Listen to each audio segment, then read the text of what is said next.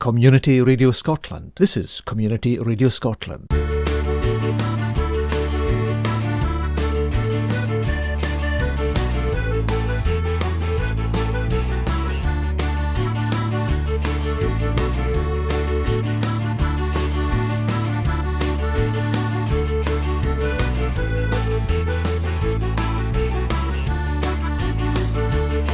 Hello ladies and gentlemen, boys and girls. Welcome to Community Radio Scotland with Tasker McLean. Today I have a special guest with me, the historian and author Jim Hunter.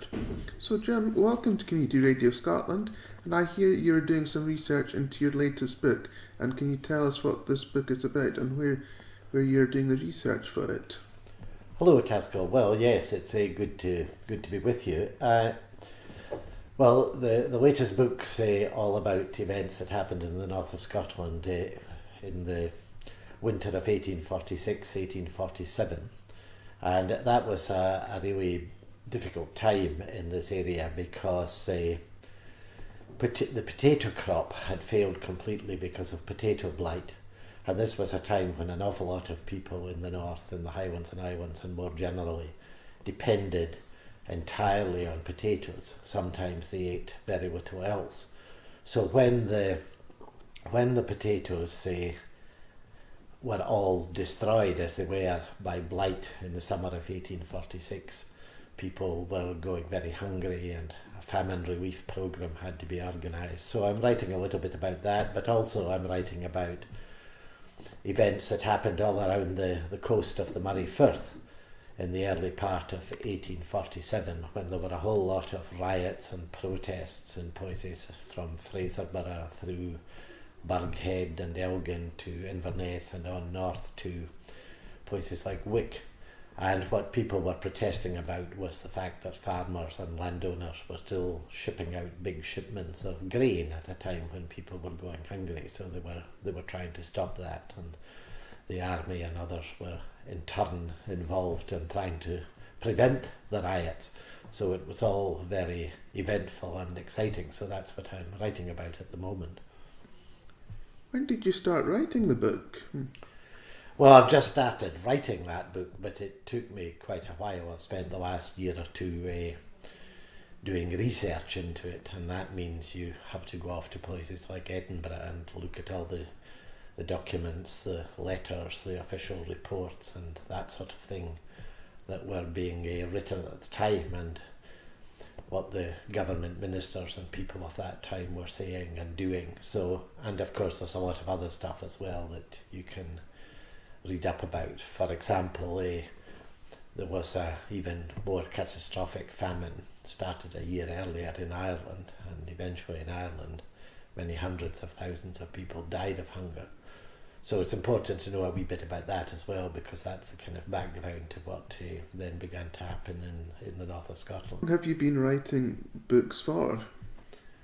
Well, for quite a long time, a very long time in a way, because my first book was published as far back as 1976, so that's over 40 years ago. So, and it was based on a PhD thesis. That's research you do in university to get a university what's called a postgraduate university degree, and that book was all about the original PhD thesis was all about the development of crofting over a period of time in the Highlands and Islands from about 1800 through to the 1930s, and so that was turned into a book called The Making of the Crofting Community, which is still on sale even after all that time, and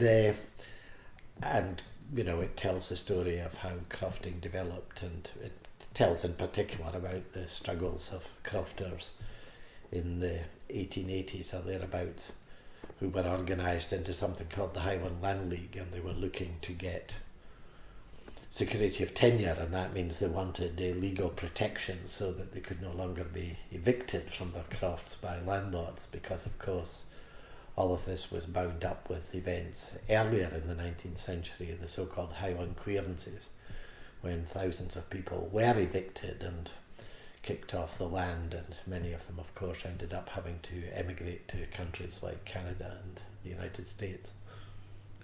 Do you think this book will be as popular as the others? Well, I don't know. I've only just started writing it, and we'll just have to see how it goes. I mean, I did a book, it was published, a couple of years ago now, about the clearances in Sutherland, and that was quite successful. And some of my other books over the years have been reasonably successful as well. I suppose the most successful in terms of sales is a book called A Dance Called America, and that tells the story of people from the Highlands settling in countries like the United States and Canada. And the title actually comes from a visit made to Skye a long time ago in the 1770s by a man called Dr. Samuel Johnson, who was a writer from England, and his friend James Boswell. And they travelled across the Highlands and Islands, and when they were in Skye, one night they were involved in an event, a sort of public gathering where there was dancing and so on, and people were playing music, and there was a dance which had been put together to show how folk emigrated. So it started off with one or two folk, and then more and more joined in.